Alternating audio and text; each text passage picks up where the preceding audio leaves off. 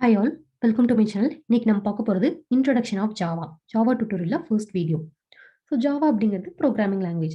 அது high level programming language அப்படின்னு சொல்றாங்க. ஹை லெவல் அப்படின்னு கேட்டிங்கன்னா ஈஸி டு அண்டர்ஸ்டாண்ட் ஃபார்மேட்ல இருக்கிறதா வந்து ஹை லெவல் அப்படின்னு சொல்றாங்க. நான் ப்ரீவியஸ் வீடியோவில் high level versus low level programming language அந்த வீடியோ போட்டிருந்தேன். டிஸ்கிரிப்ஷன் மென்ஷன் பண்ணியிருக்கேன், செக் பண்ணி பார்த்துக்கோங்க. Java is developed by James Gosling at Sun Micro System. Later அது வந்து ஆரக்கிள் அக்வயர் பண்ணிட்டாங்க. ஜாவா வந்து ஒரிஜினலாக எதுக்காக டிசைன் பண்ணாங்க அப்படின்னா இன்ட்ராக்டிவ் டெலிவிஷனுக்காக ஃபர்ஸ்ட் ஜாவாவை டெவலப் பண்ணாங்க. ஜாவோட ஓல்டு நேம் அப்படின்னு என்னன்னு கேட்டிங்கன்னா ஓக். ஸோ ஓக் அப்படிங்கிறது ஆல்ரெடி ஒரு ரெஜிஸ்டர்ட் கம்பெனியாக இருந்தனால ஜாவா அப்படின்னு சேஞ்ச் பண்ணிட்டாங்க. நம்ம வந்து ஏன் ஜாவா போகணும் அப்படின்னு கேட்டிங்கன்னா நிறைய ஃபீச்சர்ஸ் இருக்குது. அது என்ன அப்படிங்கிறத பார்க்கலாம். ஃபர்ஸ்ட் ஒன் வந்துட்டு பிளாட்ஃபார்ம் இண்டிபெண்டன்ட். பிளாட்ஃபார்ம் இண்டிபெண்டன்ட் அப்படின்னு கேட்டிங்கன்னா compiler converts source code to byte code. நம்ம ஒரு ப்ரோக்ராம் எழுதி வச்சிருக்கோம். Consider hello dot Java. அது வந்து ரன் பண்ணுறோம். அப்போ என்ன நடக்கும் அப்படின்னு கேட்டிங்கன்னா கம்பைலர் வந்து சோர்ஸ் கோடை பைட் கோடாக கன்வெர்ட் பண்ணும். That is dot Java hello dot Java அப்படின்னு இருக்கிறத ஹெலோ டாட் கிளாஸாக கன்வெர்ட் பண்ணும். அந்த ஹெலோ டாட் கிளாஸ் அப்படிங்கிறது தான் பைட் கோட். அந்த பைட் கோடை நம்ம எந்த பிளாட்ஃபார்மில் வேணாலும் ரன் பண்ணிக்கலாம். Windows or Linux or Mac OS. So இந்த ஆப்ரேட்டிங் சிஸ்டம்ல வேணாலும் அந்த பைட் கோடை வந்து நம்ம எக்ஸிக்யூட் பண்ணிக்கலாம். இதான் வந்துட்டு பிளாட்ஃபார்ம் இண்டிபெண்டன்ட் அப்படின்னு சொல்றாங்க. So it is one of the main feature. இன்டர்வியூஸ்ல எல்லாமே கண்டிப்பாக கேட்பாங்க பிளாட்ஃபார்ம் இண்டிபெண்டன்ட் அப்படின்னா என்ன அப்படிங்கிறத. Next portable. Same as platform independent. Portable அப்படின்னு கேட்டிங்கன்னா நம்ம ஆல்ரெடி சொன்னோம் கம்பைலர் வந்து சோர்ஸ் கோட பைட் கோட கன்வெர்ட் பண்ணும். அந்த பைட் கோட் வந்து எந்த மெஷின்ல வேணாலும் ரன் பண்ணிக்கலாம். ஜேவிஎம்ல இருக்க எந்த மெஷின்ல வேணா ரன் பண்ணிக்கலாம். ஸோ அதான் வந்துட்டு போர்ட்டபிள் அப்படின்னு சொல்றாங்க. The byte code that are generated are safe and can be run on any machine that has JVM. இது வந்து என்ன சொல்றாங்க அப்படின்னு கேட்டீங்கன்னா write once run anywhere. WORE அப்படின்னு சொல்லுவாங்க. ஸோ இந்த ஃபீச்சருக்காக தான் WORE அப்படிங்கிறத சொல்லுவாங்க. Platform independent and portable both are similar. ஓகேங்களா. Next simple. ஸோ நான் ஆல்ரெடி சொன்ன மாதிரி ஈஸி டு அண்டர்ஸ்டாண்ட் லாங்குவேஜாக இருக்குது. அண்ட் தென் இதில் வந்து காம்ப்ளெக்ஸ் ஃபீச்சர் சி ப்ளஸ் ப்ளஸில் பார்த்தீங்கன்னா ஆப்ரேட்டர் ஓவர்லோடிங் இருந்திருக்கும், சில பாயிண்டர்ஸ் இருந்திருக்கும். ஸோ இதில் வந்து அதெல்லாம் எதுவுமே இல்லை. அதனால இது வந்து சிம்பிள் லாங்குவேஜ் அப்படின்னு சொல்கிறாங்க. It has a good collection of open source libraries. நிறைய லைப்ரரிஸ் இருக்குது, அதை வந்து நம்ம இம்ப்ளிமெண்ட் பண்ணிக்கலாம், எடுத்து யூஸ் பண்ணிக்கலாம். தென் ரோபஸ்ட் அப்படின்னு சொல்கிறாங்க. ரோபஸ்ட் அப்படின்னா ஜென்ரலாக ஸ்ட்ராங் அப்படின்னு மீனிங். இதில் எதனால் வந்து ஜாவா ராபஸ்ட் அப்படின்னு கேட்டிங்கன்னா ஆட்டோமேட்டிக் கார்பேஜ் கலெக்ஷன். சி லாங்குவேஜில் பார்த்தீங்கன்னா நம்மளே தான் மெமரி எல்லாம் ஃப்ரீ பண்ணி விடணும். பட் இதில் பார்த்தீங்கன்னா ஆட்டோமேட்டிக்காக அதுவே ஃப்ரீ பண்ணி விட்டுக்கும்.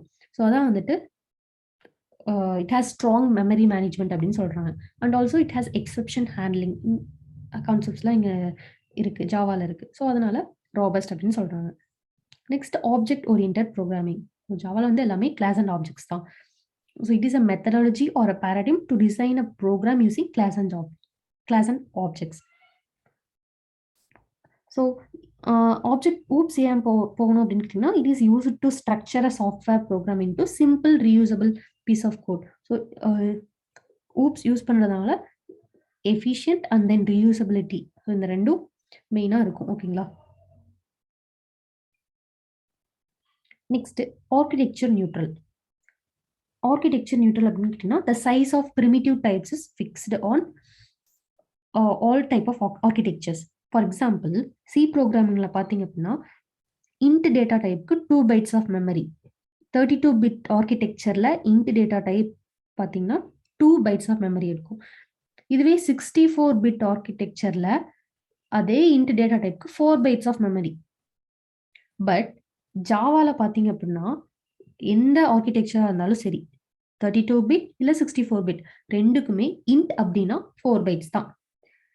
சி ப்ரோக்ராமிங் பார்த்தீங்கன்னா இன்ட் அப்படிங்கிறது 32 bit ஆர்கிடெக்சருக்கு ஆக்குபைஸ் 2 bytes, 64 bitக்கு 4 bytes. Okay, but in Java it occupies 4 bytes of memory for both architectures. Next why Java is secure.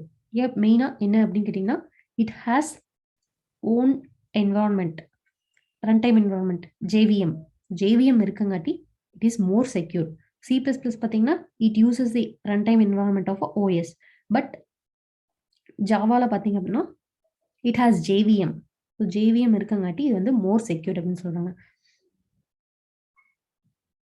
Next multi-threaded. So multi-threaded like it's like multitasking.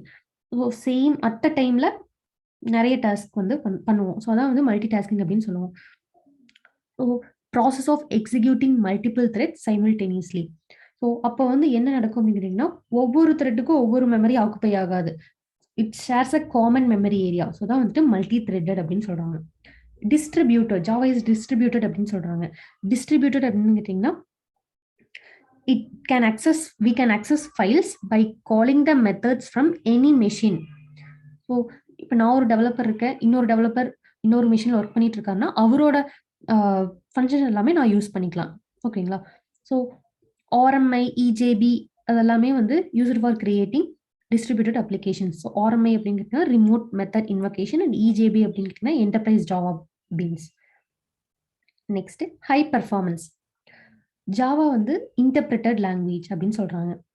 So there is a difference between compiler and compiled and interpreted language. So C அப்படின்னு பார்த்தீங்கன்னா C எல்லாமே compile language தான் அப்படின்னு சொல்லுவாங்க. Java வந்து சில பேர் interpreted லாங்குவேஜ்னு சொல்லுவாங்க, both compile and interpreted language அப்படின்னு சொல்லுவாங்க. ஸோ டிஃப்ரென்ஸ் வந்து என்னன்னு கேட்டிங்கன்னா, கம்பைல் லாங்குவேஜ் அப்படின்னு கேட்டிங்கன்னா நம்ம அதை ரன் பண்ணும்போது அந்த ஹோல் ப்ரோக்ராமையும் ஃபுல்லாக சின்டெக்ஸ் எல்லாமே செக் பண்ணிட்டு ஏதாச்சும் எரர் இருந்துச்சு அப்படின்னா கீழே காமிக்கும். இதுவே இன்டர்பிரிட்டட் லாங்குவேஜ் அப்படின்னு கேட்டிங்கன்னா லைன் பை லைன் எக்ஸிக்யூட் ஆகும். இன்கேஸ் ஃபர்ஸ்ட் லைன்லேயே எரர் இருந்துச்சுன்னா உடனே வந்து அது என்ன எரர் அப்படிங்கிறது சொல்லிடும். ஸோ இதான் வந்துட்டு difference between compiler and interpreter.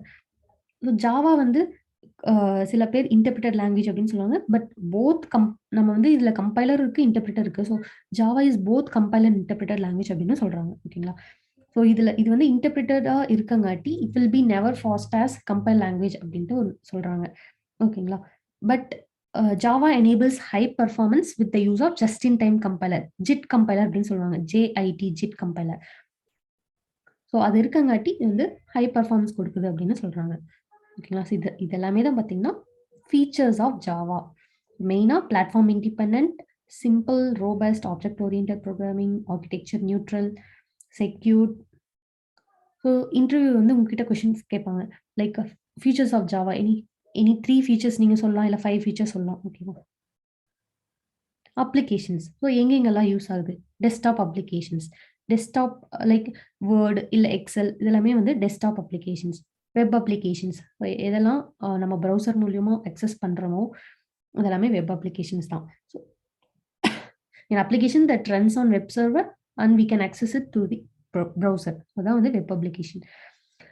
Enterprise application அப்படின்னு கேட்டிங்கன்னா, லைக் என்டர்பிரைஸ் அப்படின்னா ஒரு பர்டிகுலர் ஆர்கனைசேஷன், லார்ஜ் ஆர்கனைசேஷனுக்காக பண்ணுறது தான் enterprise applications. Not only that, application which has lot of transactions, எங்கெல்லாம் நம்ம நிறைய டிரான்சாக்ஷன் பண்ணுறோம், இங்கெல்லாம் நிறைய பிஸ்னஸ் லாஜிக்ஸ் இருக்கும். ஸோ அதெல்லாமே வந்து என்டர்பிரைஸ் அப்ளிகேஷன் அப்படின்னு சொல்கிறாங்க. அதுக்கான எக்ஸாம்பிள் என்னன்னு கேட்டிங்கன்னா பேங்கிங் அப்ளிகேஷன்ஸ், அது கூட நீங்கள் சொல்லலாம். ஓகேங்களா? Next mobile applications, so Android applications. So அதில் வந்து ஜாவா லாங்குவேஜ் யூஸ் பண்ணுவாங்க. ஓகேங்களா? தென் எம்பெடட் சிஸ்டம்ஸ்னால் என்னன்னு கேட்டிங்கன்னா combination of hardware and software, like washing machine, oven, இது எல்லாத்துக்கும் யூஸ் பண்ணுறாங்க. நம்ம ப்ரோக்ராமிங் லாங்குவேஜ் யூஸ் பண்ணி தான் வந்து அதுவும் பில்ட் ஆகுது. ஓகேங்களா? நெக்ஸ்ட் கேம்ஸ், இது எல்லாத்துக்குமே வந்து நம்ம ஜாவா யூஸ் பண்ணுறோம். ஓகேங்களா? இதுதான் வந்துட்டு ஜாவாவோட இன்ட்ரடக்ஷன். ஸோ இதோட நோட்ஸ் வேணும் அப்படின்னு கேட்டிங்கன்னா டிஸ்கிரிப்ஷனில் ஒரு லிங்க் மென்ஷன் பண்ணிட்டு அங்கே போய் செக் பண்ணி பார்த்துக்கோங்க. ஸோ ஏதாச்சும் டவுட்ஸ் இருந்தாலும் கமெண்ட்ஸில் மென்ஷன் பண்ணுங்கள். வேறு என்னெல்லாம் டாபிக்ஸ் வேணும் அப்படிங்கிறத மென்ஷன் பண்ணுங்கள். தேங்க்ஸ் ஃபார் வாட்சிங் the video. Take care. By.